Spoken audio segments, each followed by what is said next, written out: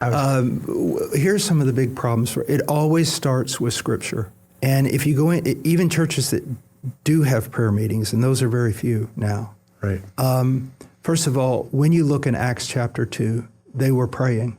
We can go throughout there and we find it's a biblical principle that a biblical church is going to have congregational praying. And if you don't, some serious changes need to be made. Because and in Acts 13, the church was praying again. That's what started the outreach to the Gentiles. Right. And then when we look, even at the upper room, every time fruit and advancement is mentioned, you will ask the Father in my name. It just goes back to prayer.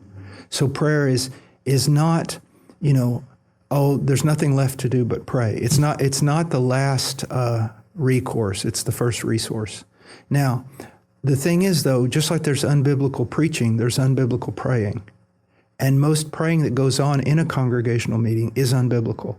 So a prayer meeting turns into something like a town hall, where for 30 minutes people just delight in sharing news, almost gossip. Right.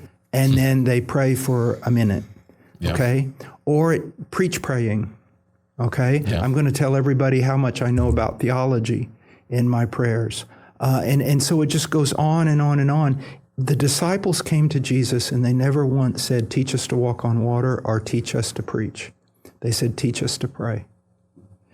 We're not teaching people how to pray. We're not teaching them how to pray privately or corporately. So when we bring them together corporately, it is almost a torture. It's just misguided all kinds of things. And so we've got to go back to Scripture and teach people how to pray, teach them how to pray corporately, and then we start organizing it. Isn't it amazing? I call it the teenage syndrome. So a teenager walks up to their father, Dad, tell me how to do this. He tells him he doesn't do it. All right? They walked up to Jesus and said, teach us to pray. And then his response was, pray then in this way. How many churches or private individuals model their entire prayer life around the Lord's Prayer? And so we have to teach churches to pray. We have to help them be organized in prayer. And then we have to give them the data to pray. And then there's something else. There's no such thing in the Christian life as these Hail Mary prayers. And I'm not referring to football or Catholicism. It's this, I'm just going to throw up a prayer. Remember when the prophet is praying and he sends his servant to the sea 7 times. Did you see anything? He finally comes back 7 times. I saw a cloud the size of a man's hand. In Isaiah 62, and he talks about intercession, that he's going to put watchmen on the walls. They'll give him no rest until Jerusalem becomes a praise. There are watchmen on the walls. They're not just crying out to God, they're watching to see how it's being answered.